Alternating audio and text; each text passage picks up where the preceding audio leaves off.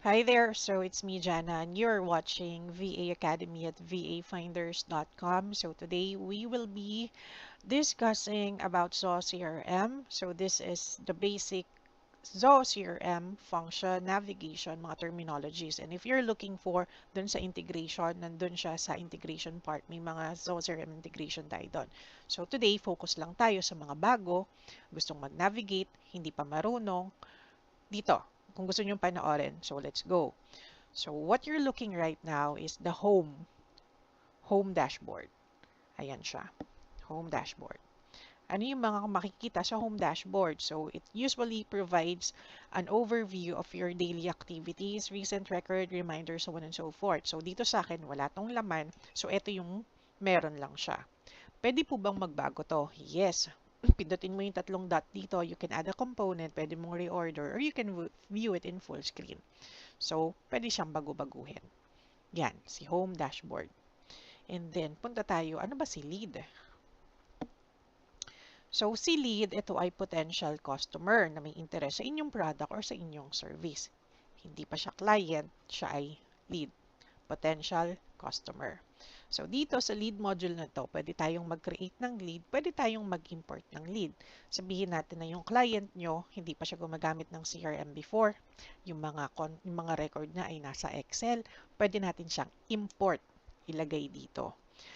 Pero hindi siya ganun kadali. Kasi pag-aaralan natin or ituturo ko sa inyo paano mag-map ng lead diretso papunta dito. Kasi may mga fields yan na required na kailangan para mai-import mo siya. Hindi siya rin ganun kadali.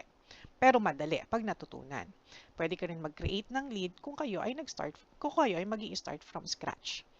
So, there. So, punta muna tayo kay account. So, si account ay account module.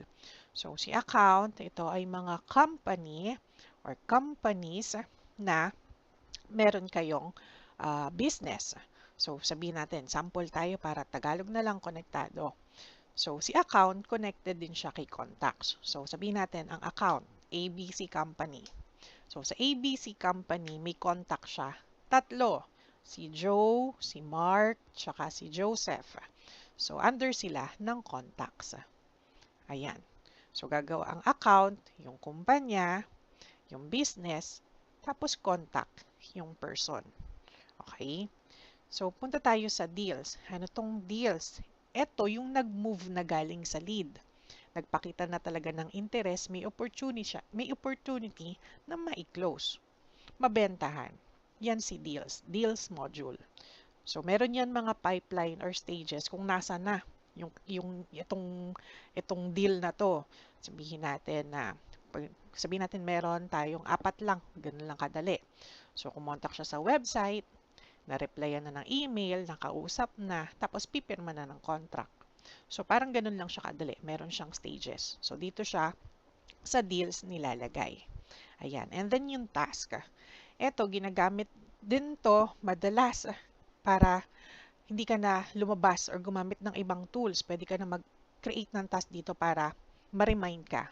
And then, pwede mo siyang i-attach sa any leads or sa contacts kung meron kang kailangan gawin dun sa leads na yon. For example, maglagay ka ng task dun sa lead kahapon kay Mr. Joe Smith na kailangan mo siyang email today. Gawa ng task. Lagyan ng reminder. Pwedeng may oras, and then pwede kang i-email ni Zoho CRM para ma-remind ka sa task. So, ayan si task. And then, sa meeting, ayan. So, eto, meron din naman siyang native na gamit para makapag-set up or schedule ng meeting. Pwede mo rin i-integrate yung Zoom dito. And then, pwede ka na mag-set up o mag-set or mag-schedule ng meeting inside ng Zoho CRM na hindi mo na kailangan gumamit pa ng ibang tool. Okay, meron ding calls. Ayan. So, pwede ka mag-integrate dito ng VoIP. Tapos, marirecord dito sa Zoho CRM, either meron siyang recording or transcript nung call na connected or in-integrate natin sa Zoho CRM. Tapos, nakakabit din siya sa record. So, ganun siya. And then, feeds. Ito. Ayan. So, dito naman, mga notification yan. Pwede kung ano yung mga ganap dun sa lead, sa contacts or account. Minsan, nagno-notify din dito kung may email ka. Kasi pwede mong i-connect yung CRM and then sa email. And then campaigns. Pwede ka rin gumawa ng campaign dito sa loob ng CRM. Tulad ng kung sabihin natin, meron ka ng mga email na gusto mong gumawa ng campaign, gusto mo silang offeran ng bago niyong service, pwede ka rin gumawa ng campaign sa loob ng CRM. And then, pwede ka rin dito maglagay ng documents. Nga pala, yung documents, no? So, pwede kang mag-upload as a whole. Pwede ka rin mag-upload ng documents inside ng mga record.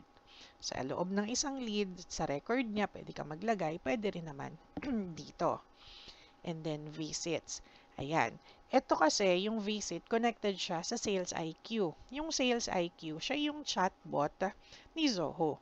So, kinakabit natin yan sa website para matrack yung kanyang visit. So, marami yan. Para rin siyang analytics. So, hindi lang tinatrack yung visit, marami pa yung information na pwede mong matrack. Dito rin naman siya lalabas sa visit. Tapos, kung integrated na yan, kunyari, si lead, si Joe Smith, lalabas din sa record niya kung pumunta siya sa website, ano yung kinlik niya. Punta siya ng landing page, tinry ba niyang umorder. So, lalabas yan sa visits. And then, we also have projects. Ayan.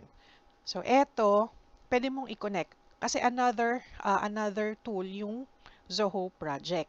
Pero, pwede natin siyang i-connect dito or i-integrate since pareho lang din naman sila ng Zoho. Ayun. So, yan muna. Itong lahat sa gilid na to, na-discuss natin yung basic, no? Ayan siya. Okay. Ito naman si report. So, under ng home, ito si report. Ayan, pwede nyong paglaruan yan dito kasi itong report, simple lang. Nag-generate siya ng report. Ano yung gusto mong makitang report? Nandito sa gilid. Ayan. So, given naman na dyan, tapos pwede ka rin naman mag-set ng customized na report na gusto mo. Ngayon, mag-add tayo ng lead. Ano yung mga information na kailangan natin para makapag-add ng lead? Kasi minsan may mga required dyan eh. So, dito, pag nakapula, ibig sabihin required sa sample natin. Pwede rin naman natin itong hindi i-required. Pupunta ka lang sa settings at tatanggalin mo yung requirement. Or kung gusto mo yung email yung required, pwede rin. Kung yung website yung required, pwede rin. Pero dahil test lang to, etong dalawang lang to, yung pwede nating, ito lang yung naka-required sa kanya. Ayan. Tapos pag meron ka ng information, pwede mo na yang i-save. Okay, eto. Si lead source. Ano yung lead source? Saan galing yung lead na to? Ano yung source? Saan? Saan siya galing? Eto, mga preset lang to, no? So, pwede natin palitan. Lalo na kung hindi naman siya pasok sa kumpanya nyo, wala naman kayong cold call, wala naman kayong partner, wala kayong sales mail alias, pwede yung palitan. Ayan. So, mga susunod nating video, dun tayo sa pag-i-edit ng module or pag-configure ng module. Pero sa ngayon, ito yung makikita nyo bago kayo makapag-create ng lead. Importante, kailangan alam natin kung ano yung mga required fields. Ayan. Ganon din naman sa contact, no? So, pwede ka rin mag-create ng contact dito. Or pwede ka nga mag-import. Again, meron din naman yan mga required fields. So, ayan. Tapos sa task, ito yung sinasabi ko kanina, pwede ka mag-create ng task. So, ang subject ko ay email. Sabihin natin person, kung sino man siya. And then, kailan yung due date. Ayan. Tapos, actually, kung meron ka may laman na yung account mo, no? So, pwede mong i-attach yan kung sinong contact, kung sino yung i-email mo. Kung siya ba ay contact, siya ba ay lead, siya ba ay contact, or siya ay deal. So, ayan. So, pwede kang pumili dyan. Ano yung status? Ito ba ay in progress na? Completed na? Ayan. Ano yung priority nitong task mo na to? Normal lang ba siya? Pwede mo ba siyang hindi gawin or wag nang gawin? Ba't naglagay ka pa ng task? Or ito ay talagang very, very, very, very high priority na kailangan mong gawin. And then, click save. Ayan. Ganun lang siya. Ayan. And then yung meetings, kanina sabi ko sa inyo, pwede tayong mag-create ng meeting dito, no? At yung online na to, paggagana na yan, kailangan nyo integrate yung Zoom. Yan.